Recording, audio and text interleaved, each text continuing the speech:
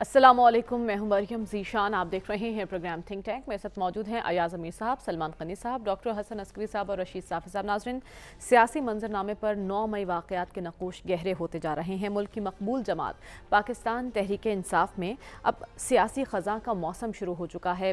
روز بروز پتے جھڑ رہے ہیں. پارٹی کی سینئر لیڈرشپ تو زیر حراست ہے، جبکہ چیئرمین تحریک انصاف عمران خان خود کے مائنس ہونے کے خدشات کا اظہار کر رہے ہیں.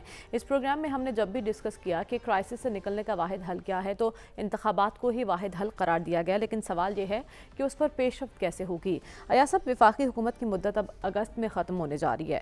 کیا موجودہ سیاسی ماحول انتخابات کی جانب جانے کا اشارہ دے رہا ہے؟ ایک تو میں یہ آپ سے کہوں گا کہ وہ جب آپ لگانے آتی ہیں نا، وہ اب میں کیا کہوں، مکھن تو میں کہہ نہیں سکتا، تو یہ خزاں کو یہ آپ زیادہ ہی جلدی لے آتی ہیں. کہ خزاں اور پتے جھڑ رہے ہیں، اور پت جھڑ کا موسم تھوڑا سا ہے، پر ایسا نہیں ہے جیسے آپ بیان کر رہی ہیں. ہواؤں کا رخ بدلتا دکھائی نہیں دے رہا آپ کو؟ نہیں، وہ اور اس میں چیزیں ہمیں موجودہ سچویشن کو اینالائز کرنا چاہیے کہ اب نوعیت کیا ہے ملکی سیاست کی.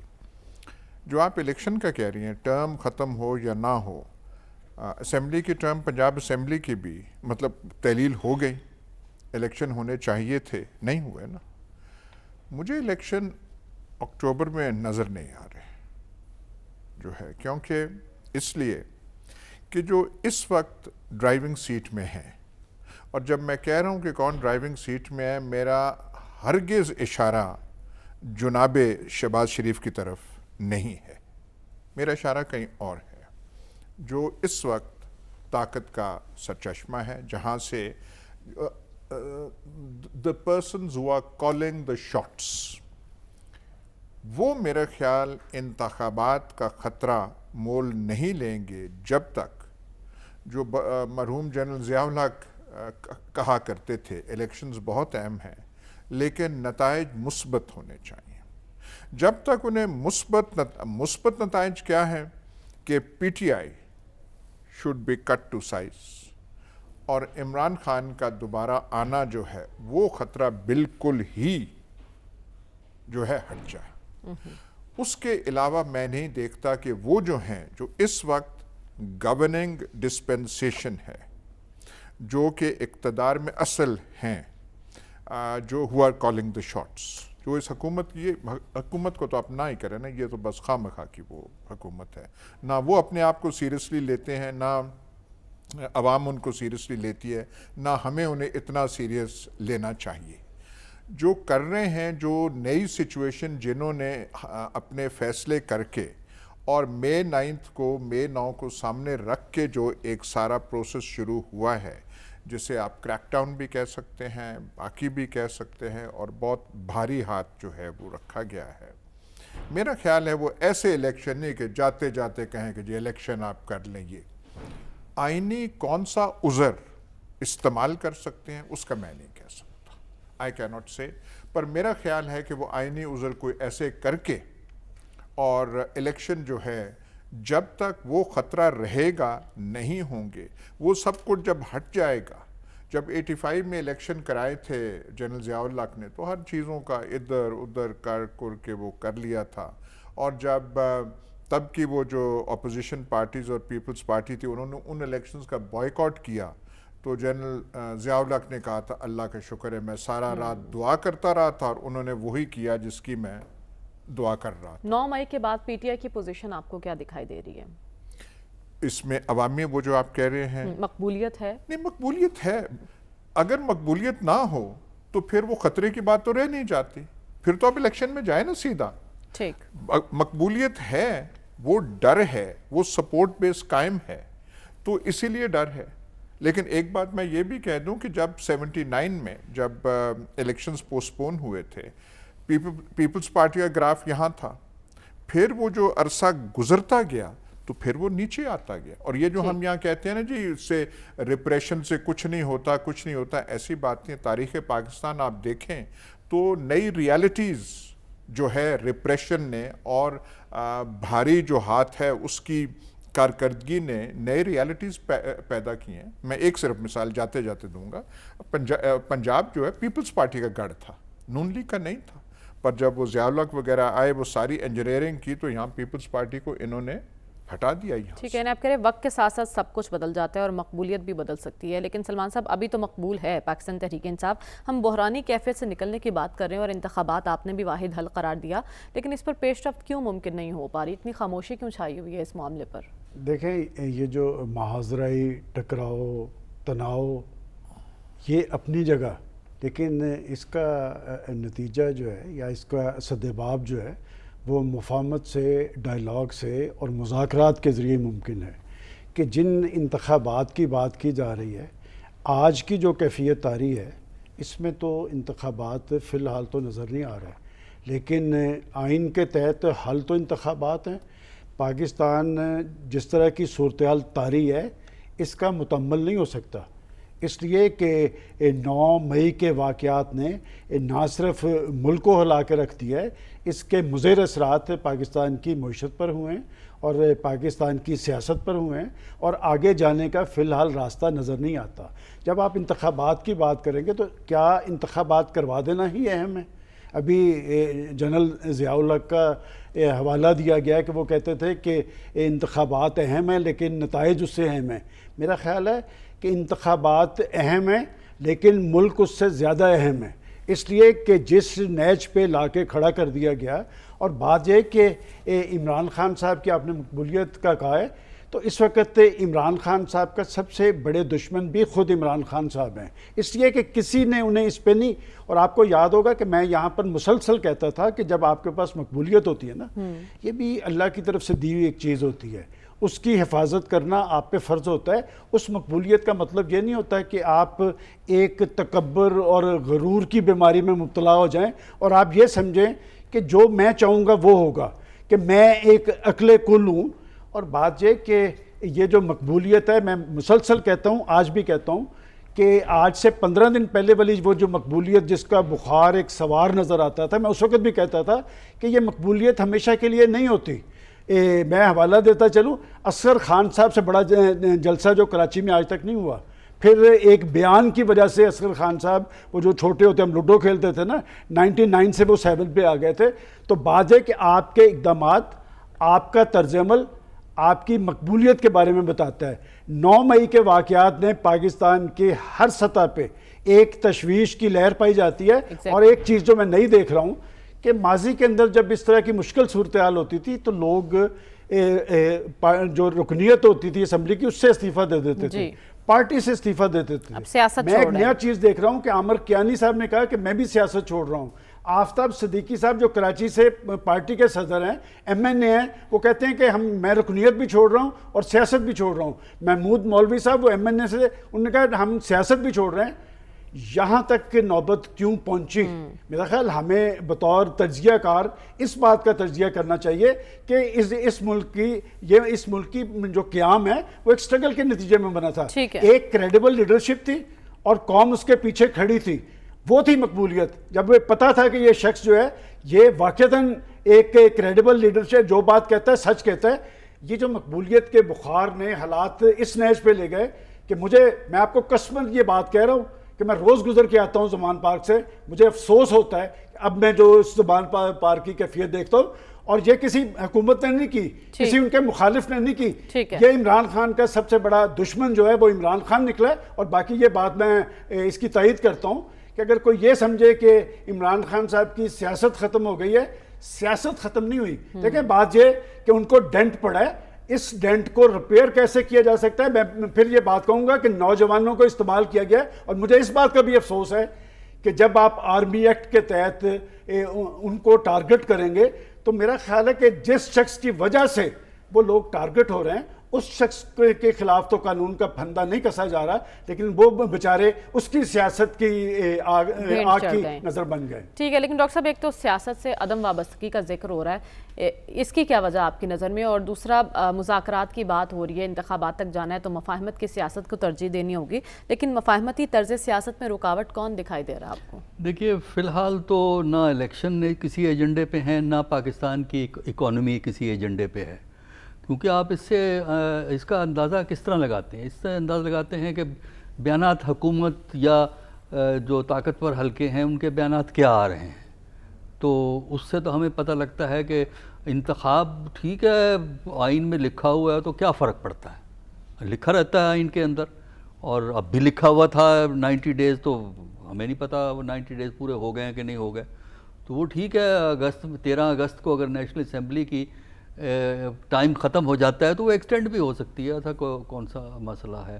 تو میرا نہیں خیال کہ اس وقت مسئلے کے حل کا ٹارگٹ ہے کسی کے سامنے. اس وقت یہ ہے کہ کسی طریقے سے ایک صفائی کرنی ہے. اور مجھے تو کوئی حیرانی نہیں ہے یہ باتیں جو دیکھ رہا ہوں کہ لوگ پارٹی چھوڑ رہے ہیں، الیکشن چھوڑ رہے ہیں، وہ سیاست چھوڑ رہے ہیں. وہ ظاہر ہے کہ پریشر اس وقت زیادہ ہے تو لہٰذا لوگ زیادہ سیف کھیلنے کے لیے بجائے اس کے کہ وہ مقدمات فیس کریں وہ بالکل واک آؤٹ کر رہے ہیں. لیکن یہ تو ہماری ملک میں ہوتا رہا ہے. پاکستان کی تاریخ اگر نہیں لوگوں نے پڑھی، ہمیں تو پتہ ہے نا، کچھ چیزیں تو ہم نے آنکھوں سے دیکھی ہیں. ہم نے پیپل پارٹی کے ساتھ سلوک دیکھا ہے، اس کے ریکارڈ موجود ہے اس کا سارا.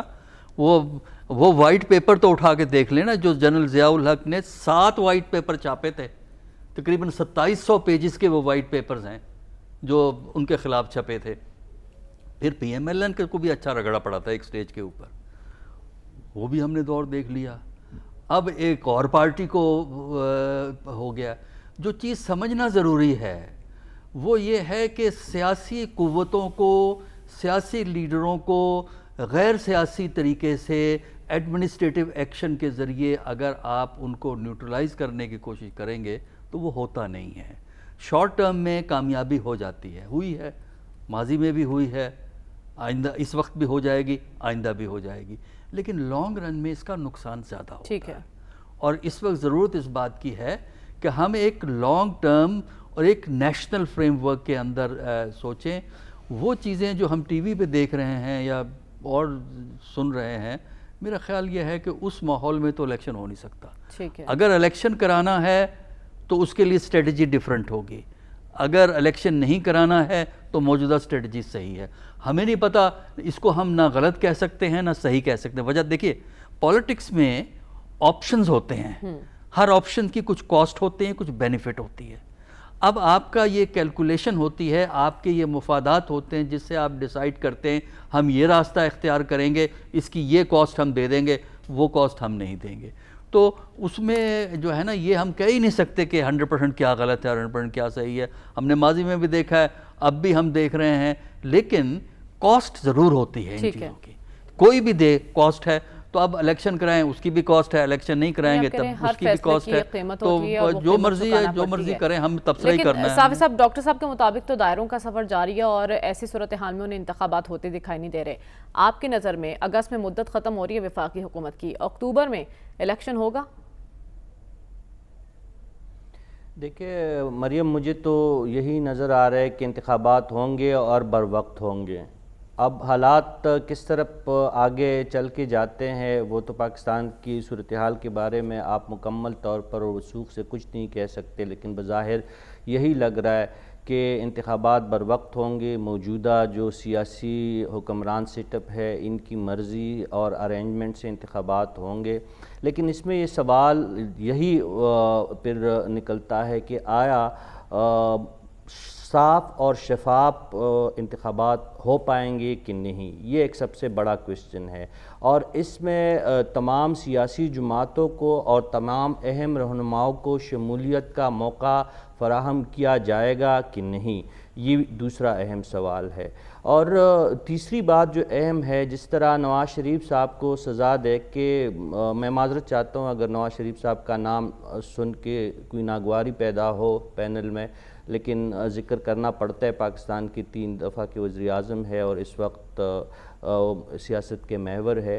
تو اگر نواز شریف صاحب کی طرح عمران خان صاحب پہ جو الزامات ہیں اور ان کو جن جرائم سے نٹھی کیا جاتا ہے، تو اس پہ اگر انہیں سزا ہوتی ہے اور وہ الیکشن کے رن سے باہر ہوتے ہیں تو پھر تو ہمارے اپنے بنائے ہوئے اصول ہے، پھر تو ہمیں یہ بات ماننی پڑے گی اور پی ٹی آئی کو بھی یہ حقیقت، تلخ حقیقت تسلیم کرنی پڑے گی. لیکن بحیثیت جماعت پاکستان تحریک انصاف پر پابندی یا ان کو سیاست سے آؤٹ کرنا یہ سراسر زیادتی ہے. میرے لیے عمران خان صاحب سے زیادہ عمران خان صاحب کے چاہنے والے وہ عوام ہے جن کی توقعات عمران خان سے وابستہ ہے اور وہ چاہتے ہیں کہ عمران خان صاحب دوبارہ اقتدار میں آئیں گے. تو میرا مطالبہ ہوگا کہ عمران خان صاحب پہ اگر جرائم ثابت نہیں ہو سکتے تو ان کو آزادی سے اپنی سیاست کرنی دی جائے, انتخابی مہم جو ہے انہیں چلانی دی جائے ان کو, اور ان سمیت تمام سیاسی لیڈران کو انتخابات میں حصہ لینے کا موقع فراہم کیا جائے. اور اگر عوام دوبارہ عمران خان صاحب کو منتخب کرتے ہیں تو یہ ان کا حق ہے, وہ چور کو کرے, وہ ڈاکو کو کرے, وہ شریف کو کرے, وہ بدماش کو کرے. یہ جمہوریت کا ایک طرز عمل ہے, یہ عوام ہی کا ایک فیصلہ ہوگا. اور میں پوری وثوق سے کہہ سکتا ہوں کہ اگر عمران خان صاحب کو دوبارہ حکومت ملی تو اس ملک کا اور اس نظام کا مزید نقصان ہوگا, انارکی پھیلے گی, انتشار ہوگا. لیکن چونکہ عوام کی چوائس ہوگی تو ایک غیر منتخب فاشسٹ حکومت جس گناہ میں ہم عوام شامل نہیں ہوں گے, اس سے میں عمران خان صاحب کی منتخب فاشسٹ حکومت کو ترجیح دیتا ہوں, چاہے وہ فاشزم کیوں نہ کرے. وہ عوام کے ووٹ سے آئے ہوں گے اور عوام ہی اس کے نتائج بھگتیں گے, اور رفتہ رفتہ خود بخود لوگوں کو سمجھ آ جائے گی, اگلی دفعہ ان کو پھر چانس ہی نہیں ملے گا. یہ ہم نے دیکھا ہے کہ برطانیہ عوام اس وقت بریگزٹ کا جو ہے نتائج بھگت رہے, لیکن چونکہ انہوں نے خود ووٹ دیا ہے تو اپنی حکومت کے ساتھ ہے.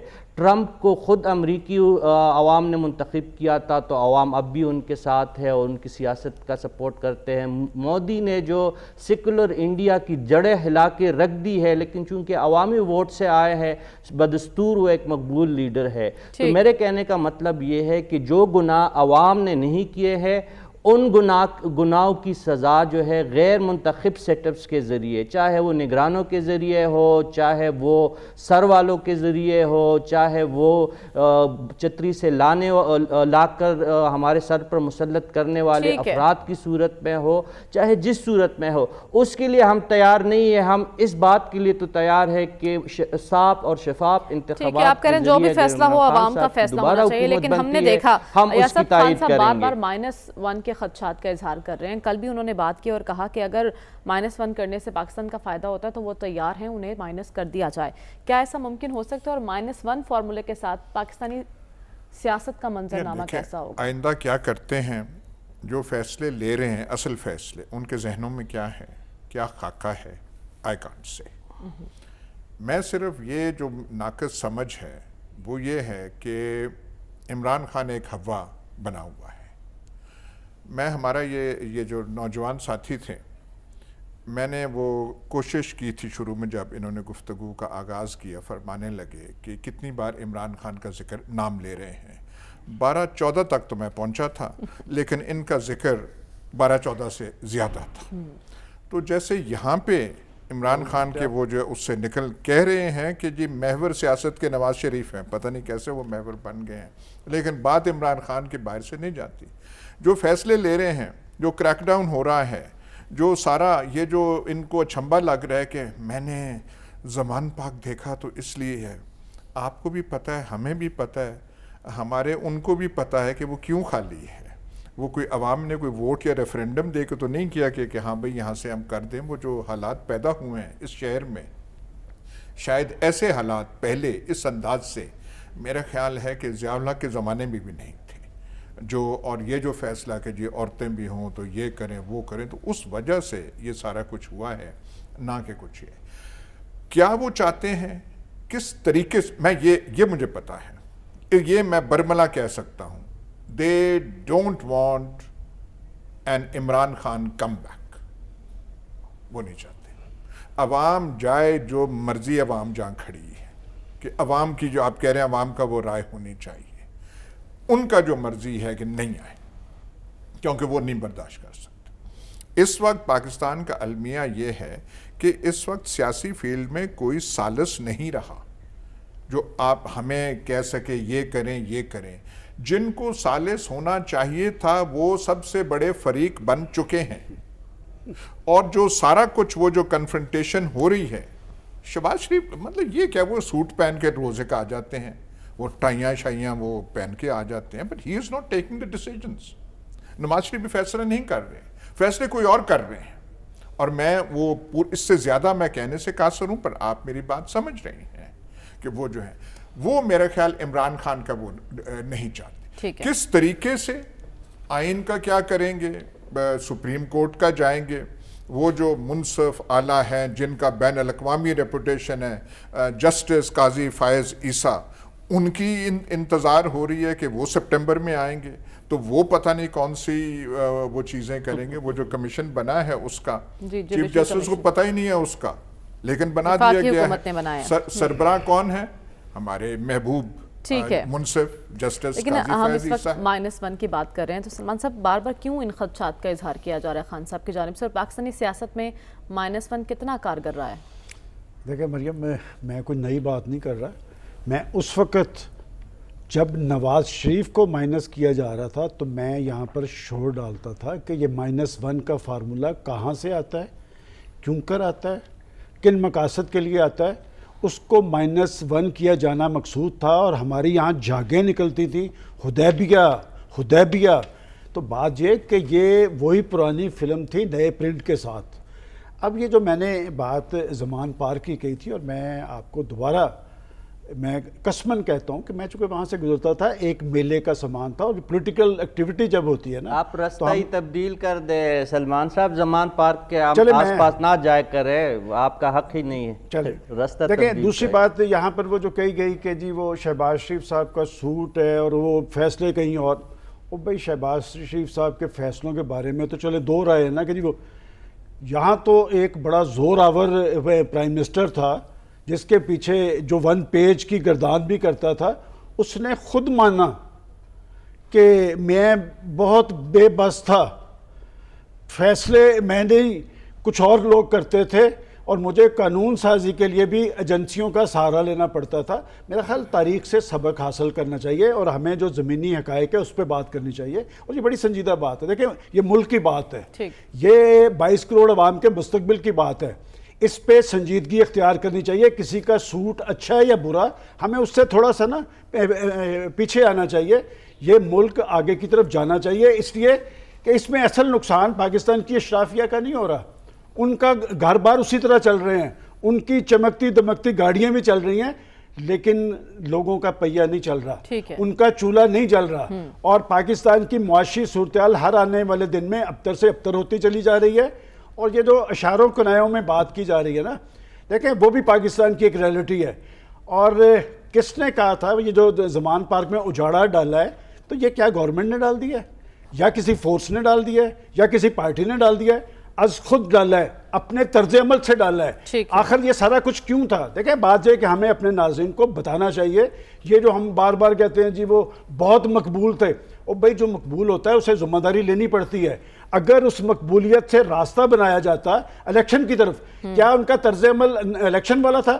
مجھے یہ دہرانے دیں یہ بات کہ ایک سیاستدان کا طرز عمل سیاسی ہوتا ہے. لیکن انہوں نے تو بڑی کوشش کی نا، جب سے اقتدار سے نکلے وہ انتخابات کے لیے پہلے انہوں نے اسمبلی توڑی، پہلے انہوں نے بڑی اسمبلی توڑی، پھر انہوں نے پنجاب اسمبلی توڑی، پھر انہوں نے پختونخوا کی اسمبلی توڑی. کس لیے توڑی؟ کہ اپنی ذات دیکھیں بات کرنے دیں، صرف اپنی ذات کے لیے. اور اپنی ان کی پارٹی کے 99% لوگوں نے کہا کہ آپ نہ کریں، اور اب بھی وہ یہی کہہ رہے ہیں کہ اس شخص کی وجہ سے ہمیں اس. لیکن وہ یہ کہتے ہیں کہ ہم نے یہ سب کچھ انتخابات حاصل کرنے کے لیے کیا جو ہمیں ابھی تک نہیں ملے. لیکن ڈاکٹر صاحب ہم -1 کی بات کریں، پاکستانی سیاست میں مائنس اور پلس کی پالیسی کیا فائدہ مند رہی ہے اب تک؟ دیکھیے، جب تک ہم شخصیات سے نہیں نکل سکیں گے، اور اسی سارے ہماری جو بحث اسی پہ چلے گی، فلاں نے یہ کر دیا تھا، فلاں نے فلاں سن میں وہ کر دیا. ہمارے ہاں ہماری تاریخ میں ہم بہت سے ہر لیڈر نے کوئی نہ کوئی نمونے کام کیے ہوئے ہیں، اچھے دونوں سینس میں، اچھے سینس میں اور برے سینس کے اندر. تو لہٰذا اگر تو آپ ان واقعات پہ چلیں گے تو میں ایک واقعات کی لسٹ پیش کر دوں گا، دوسرا آدمی دوسرے واقعات کی لسٹ پیش کر دے گا. ہسٹری کیا ہے وہ تو آپ نے سلیکٹ کرنا ہوتا ہے نا، ہسٹری میں سے ایونٹ اٹھا کے ایک آپ نے نیریٹو کریٹ کرنا ہوتا ہے. تو جب تک تو ہم ان چکروں میں پھنسے رہیں گے کون غلط ہے اور کون صحیح ہے. دیکھیے پالیٹکس میں غلط صحیح ایشو نہیں ہوتا، پالیٹکس میں ہوتا یہ ہے کہ پاسبلٹی کیا ہے. دوسرا یہ ہے کہ پالیٹکس کا تجزیہ خواہشات کی بنیاد پہ نہیں ہوا کرتا.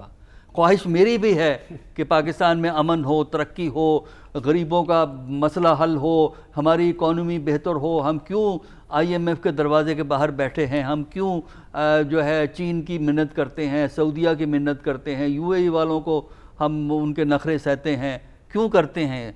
ये ख्वाहिश है मेरी, लेकिन मुझे पता है ये नहीं होगा।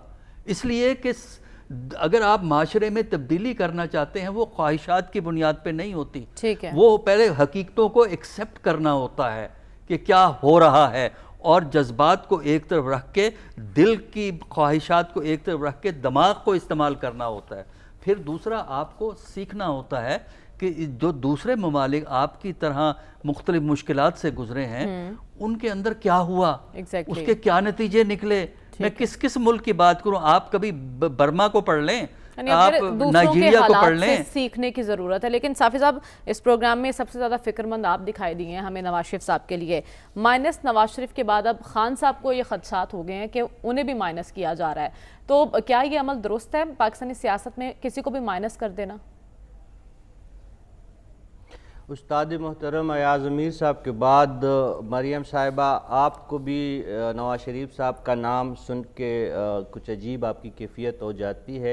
ये मैं नहीं कहता, आप थोड़ा सा न्यूज़पेपर या कोई वेबसाइट वो देख के उसके तनाज़ुर में सवाल किया करें तो आपको आसानी हो जाया करेगी। अब देखिए, ये लंदन प्लान का मैंने ये किस्सा कहानी शुरू की कि इमरान खान साहब कहते हैं, ये इमरान खान साहब कहते हैं कि मैं कहता हूं कि पाकिस्तान की किस्मत के फैसले लंदन में होते हैं। वो तो ये बात कहते हुए वो तकते नहीं है। और दूसरी बात, जो ये पुरानी मोहब्बत होती है अयाज साहब की, जो एक पुराना लगाव है शहबाज शरीफ साहब के साथ, ये इतनी जल्दी जो है इसका ख़ात्मा नहीं होता। ये चिंगारी जो होती है, आग तो शोले बुझ जाते हैं, लेकिन ये चिंगारियाँ जो होती है काफ़ी मुद्दत तक इंसान को तंग करती रहती है। कभी उन बूट पहने एतराज़, हम जो वो खदर के जो लिबास पहनते हैं शलवार कमीज एतराज़, हेड पहने एतराज़, छतरी सर पे ताने, कैंसर के मरीज़ है उनको ज़रूरत होती है एतराज़, टाई पहने सर पे सवार रहता है, दूसरी तरफ दिल पे भी सवार रहता है, सर पे भी सवार रहता है। बस वो मोहब्बत है ना सर, एक लगाव की एक कैफियत होती है। दूसरी तरफ हैंडसम जो है साबिक हमारे वज़ीर आज़म साहब, वो हम उसी की निस्बत से ये बात करते हैं और वही नवाज शरीफ साहब को ताकत का महवर करार देते हैं, तो आप लोगों को उस पर एतराज़ होता है। वो इमरान खान साहब से पूछे कि वो किस तरह ताकत के महवर है, जो बंदा इस मुल्क में आ नहीं सकते तो वो ताकत के महवर किस तरह बने। लेकिन कहते वो है, इसलिए हमें दोहराना पड़ता है, क्योंकि हैंडसम इमरान खान साहब का कहना होता है तो हमारी मजबूरी होती है कि उसकी हम तायीद करें। ये जो दूसरी बात मैं कर रहा था ना, इस पर जो अवामी राय की जो ज़्यादा अहमियत होती है, वो इसलिए भी थी कि माजी भी हमने अवामी राय का एहतराम नहीं किया था। मुजीब को हमने उनके वोटों का एहतराम नहीं किया और उनको हुकूमत नहीं बनाने दी, और ये हम कहते रहे कि अगर मुजीब हुकूमत में आए तो मुल्क टूट जाएगा। वह मुल्क तो टूट गया। अगर मुजीब हुकूमत में आते और उनको आने का मौका दिया जाता तो ज़्यादा से ज़्यादा वो क्या करते, बंगाल के लिए अंदरूनी खुद मुख्तारी हासिल करते और शायद मुल्क भी बच जाता। लेकिन मुल्क भी नहीं बचा और जो है आपकी जो एक स्ट्रेटजी थी वो भी नाकाम हुई। इस वक्त भी हम यही कह रहे हैं कि सियासी लीडरशिप जितनी भी है, चाहे वो इमरान खान साहब की शक्ल में हो, चाहे नवाज शरीफ साहब की शक्ल में, उन तमाम के लिए आपको रास्ता खोलना होगा। और इमरान खान साहब को यानी आप यही कह रहे हैं कि जो भी हो वोट को इज्जत देनी चाहिए। हमें प्रोग्राम में आगे बढ़ना और बात करनी है मकबूजा कश्मीर में G20 कॉन्फ्रेंस का इनेकाद होने जा रहा है। मोदी सरकार इस कॉन्फ्रेंस से क्या मकासद हासिल करना चाहती है, इसी पर बात करेंगे इस ब्रेक के बाद। Stay with us.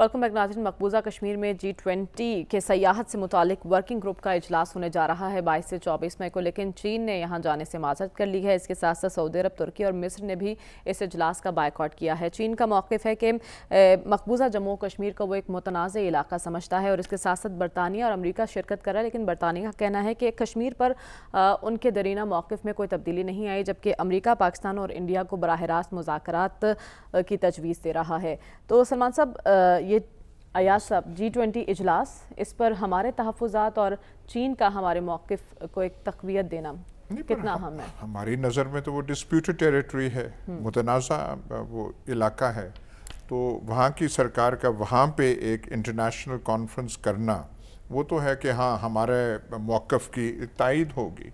तो चाइना हमारे साथ तो हमेशा प्रिंसिपल स्टैंड लेता है, सऊदी वगैरह। इजिप्ट ने शायद नहीं किया, जो आपने इजिप्ट का वो जिक्र किया, खबर तो मेरे पास यही है। ठीक है, शायद मेरा आई डोंट नो, रीचेक तो कर लूँगी। उन्होंने ये किया है और वो ठीक किया है, लेकिन वो कोई इतनी बड़ी कॉन्फ्रेंस नहीं है। बहरहाल अगर हमारे ये जो दोस्त वगैरह ममालिक हैं इतना भी ना करते तो वो हमें पाकिस्तान को दुख होता कि इतना तो हमारा ख्याल कर लिया होता।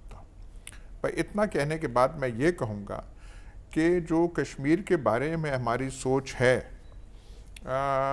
उसमें पिछली हुकूमत में और जो जनरल साहब तब हुआ करते थे, मोहसिन कौम जनरल बाजवा, उनकी तरफ से फिर तब्दीलियाँ आना शुरू हो गई थी और ये कहना वो कहा जाता रहा कि हमें हिंदुस्तान के साथ अच्छे तलक़ात करने, तिजारत पर मामलात को आगे वो जो है हमें वो करना चाहिए। वो इसलिए कि पाकिस्तान के जो हालात हो गए हैं इकोनॉमिक, सियासी, जो हम मल्टीपल क्राइसिस फेस कर रहे हैं, बहुत सारी चीज़ों में हमारी सोच में तब्दीली आ गई है। वो जो हम हिंदुस्तान को हर मौके पे जो हम एक करके वो टारगेट करते थे, आपने देखा कि इस क्राइसिस में वो इंडिया जो हमारी अंदरूनी डिस्कोर्स या डिबेट है उससे बिल्कुल उसका जिक्र गायब हो गया है। फिर दूसरी बात, जो हम नज़रियात का बड़ा हम प्रचार जो करते थे हर बात पे कि हम ये हैं, हम किला हैं, हम फलाना, उसका भी आपको बड़े बड़े आलम जो हैं वो आजकल वो बात नहीं करते, क्योंकि जो हमारी रियलिटीज़ हैं वो इतनी संगीन हो गई हैं, इकनॉमिक और वो हमारे उसमें है। लेकिन जहाँ तक हमारा कश्मीर का मौक़िफ़ है वो हमारा प्रिंसिपल्ड मौक़िफ़ रहेगा। सिर्फ हमें ये सोचना चाहिए कि बहुत सारे कंट्रीज़ के ऐसे डिस्प्यूट्स हैं, जैसा कि चाइना का ताइवान के बारे में है, लेकिन उनका वो नी जर्क रिएक्शन नहीं होता कि ताइवान से हमने ये भी कट कर देना है, वो भी कर देना है। ताइवान से उनकी तजारत भी जारी है, ताइवान के इन्वेस्टमेंट $50 बिलियन से ज़्यादा चाइना में है, वो भी चलता है, मौक़िफ़ भी रहता है। हमें लद्दाख का मामला भी है, लेकिन भारत के साथ उनकी तजारत भी चल रही है। सलमान साहब, क्यों चुना मकबूजा कश्मीर के मामले को?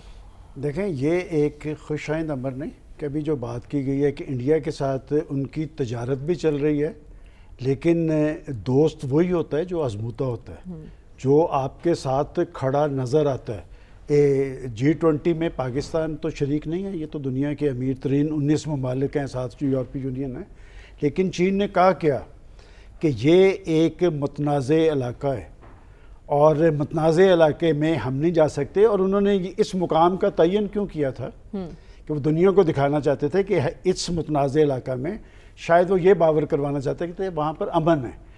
वो कश्मीर एक जेल खाना बना हुआ है, 10 लाख फ़ौज है उनकी। आप ज़रा देखें इंटरनेशनल मीडिया के वहाँ पर कॉन्फ्रेंस हो रही है, उनकी शाहराहों पे, उनके महलों पे, उनके हर जगह पे फ़ौज खड़ी है।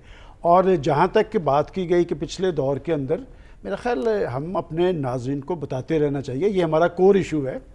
किसी हुकूमत के दौर में इंडिया को ये ज़रूरत नहीं थी हुई कि वो उसका जो स्पेशल स्टेटस है वो ख़त्म कर दे। 5 अगस्त 2019 कश्मीर पर जो सफ़ीर थे उनके दौर के अंदर, देखिए जनरल बाजवा साहब क्या करते रहे, या तो वो ये भी बता देते, अंदर तो उन्होंने बताया कि जनरल बाजवा साहब का हुक्म चलता था, शायद बाहर भी उनका हुक्म चलता था।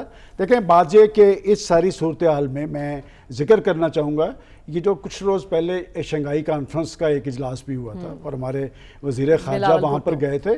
देखें, जब हम कश्मीर की बात करते हैं ना, और मेरी हमेशा से ये सोच है کہ کشمیر کی آزادی کے لیے سب سے زیادہ ضروری ہے کہ پاکستان مستحکم ہو. پاکستان معاشی حوالے سے جتنا مضبوط ہوگا اتنا ہمارا کشمیر پہ کیس سٹرونگ ہوگا. لیکن ہماری قومی سیاسی بدقسمتی یہ ہے کہ جب ملک کے اندر ایک محاذرائی ہوگی, ایک انتشار ہوگا, ایک خلفشار ہوگا, ایک تناؤ ہوگا, ایک ٹکراؤ ہوگا, تو ہم تو اپنے اندرونی معاملات میں الجھے ہوئے ہیں. اور جیسے ابھی کہا گیا ہے کہ جی انڈیا کا کوئی, بھائی انڈیا اس سے زیادہ خوشی کیا منائے گا جو ایک ہفتے پہلے ہم نے یہاں پر کشن دیں, اسے آج تک یہ ضرورت ہوئی تھی کبھی اس کے میڈیا اجلاس کی بات ہو رہی ہے اور انڈیا کے لیے اجلاس کتنا امپورٹنٹ ہے اور وہ کیا مقاصد حاصل کرنا چاہتا ہے, ڈاکٹر صاحب سے جانوں گے اس بریک کے بعد. اسٹے ود اس.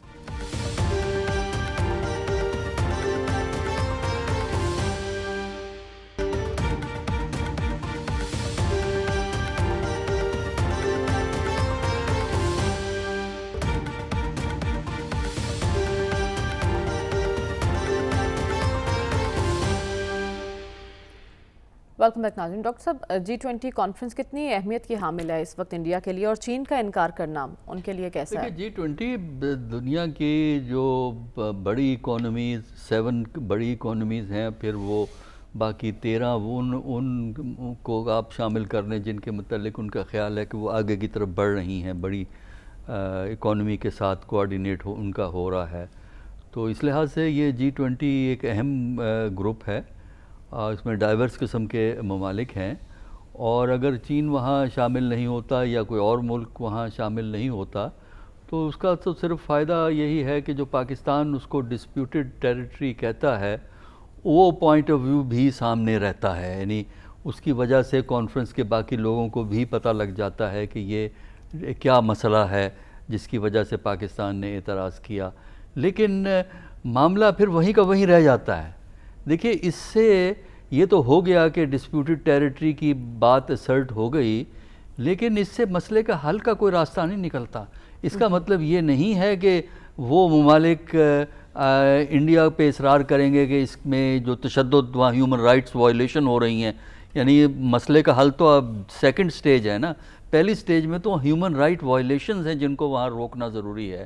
اچھا, ہیومن رائٹ وائلیشن وہاں کوئی روک لے گا یا انڈیا پہ یہ اصرار ہوگا کہ آپ اس مسئلے کو حل کریں, معاملہ وہیں فریز ہے. اس لیے کہ بین الاقوامی سطح پر جو کشمیر میں دلچسپی ہے نا, وہ صرف اس حد تک ہے کہ انڈیا پاکستان میں براہ راست کوئی جنگ نہ ہو, کیونکہ یہ نیوکلیئر پاور ہیں, لہٰذا یہ جنگ نہیں ہونی چاہیے. اور آپ کہہ رہے ہیں اس سے مسئلہ تو حل نہیں ہوگا, معاملہ جوں کا تو ہی رہے گا. لیکن صافی صاحب, چین کے انکار سے اور پھر برطانیہ کا کہنا ہے کہ ان کا دیرینہ موقف کشمیر پر تبدیل نہیں ہوا, امریکہ کی تجویز مذاکرات کی, اس سے انڈیا کو کوئی فرق پڑے گا؟ انتہائی فرق پڑے گا, اور یہ پاکستان کی کامیاب خارجہ پالیسی کی ایک مثال ہے. میں G20 سے پہلے یہ جو حالیہ دنوں میں پاکستان کی دیگر سفارتی کامیابیاں ہے, ایک ہی دن میں پاکستان کا ایران کے ساتھ تجارتی منصوبے پہ دستخط کرنا اور اسپیشل ایک اکنامک اور تجارتی کوریڈور قائم کرنا بلوچستان کے علاقے میں, اور سعودی عرب کے ساتھ مذہبی بنیادوں پہ روڈ ٹو مکہ پروجیکٹ کا افتتاح جو تھا, یہ بہت اہم واقعات تھے. اس سے پہلے چائنیز FM کا پاکستان کا پہلا دورہ کرنا, پھر افغانی سفیر فارن منسٹر کا یہاں پہ آنا, اور اب چین کا انکار کر جانا, اور ساتھ میں ترکی کا تو کشمیر پہ ایک کھلا موقف ہے, اور جو یہ فرمایا جا رہا ہے کہ اس کا کوئی اثر زیادہ نہیں پڑنے والا, اور کشمیر میں انسانی حقوق کی بات یہ ممالک نہیں کرتے, تو ذرا چین کی دفتر خارجہ سے جاری حالیہ اس پریس ریلیز کو پڑھا جائے جس میں بالکل واضح انداز میں کشمیر میں انسانی حقوق کی خلاف ورزیوں کی مذمت کی گئی ہے. اور کیا ہم بھول گئے کہ طیب اردگان نے UN کے جنرل اسمبلی کے اجلاس میں کشمیریوں کے بارے میں کیا کہا, چونکہ آج اس وقت وہ ایک الیکشن کے دوسرے مرحلے سے گزر رہے ہیں, تو اب ہم نے دیکھنا ہے کہ ترکی کی طرف سے کس کی شرکت G20 کے باقی سیشنز میں ہوتا ہے. تو مجھے یقین ہے کہ ترکی بھی اس مسئلے کو اٹھائے گا. لیکن یہاں پہ سوال یہ ہے کہ یہ جو پورا مقصد تھا مودی کا, وہ مکاولی نے کہا تھا کہ جو جنگ آپ چالاکی سے جیت سکتے ہیں تو اس کے لیے طاقت استعمال کرنے کی ضرورت نہیں. تو مودی وہی کرنا چاہ رہا تھا. چالاکی سے یہ مقبوضہ کشمیر کی جو موجودہ صورتحال انہوں نے بنائی ہے، عمران خان صاحب نے 2019 میں اپریل کے مہینے میں غالباً بڑی تالیاں بجائی تھی مودی کے منتخب ہونے پہ، اور کشمیر کاس کو فائدے کی جو باتیں کی تھی، اور اس کے صرف 4-5 مودی اپنے مہینے مقاصد حاصل نہیں کر پائے گا. پروگرام کا وقت ختم ہوا جاتا ہے. آنے والے دن بھی پاکستانی سیاست کے لیے بہت اہم ہے. 23 مئی کو سپریم کورٹ میں ایک اہم کیس کی سماعت ہونے جا رہی ہے انتخابات کے حوالے سے. دیکھنا یہ ہوگا کہ یہ اونٹ کس کروٹ بیٹھے گا. تب تک کے لیے ہمیں اجازت دیجیے. اللہ حافظ.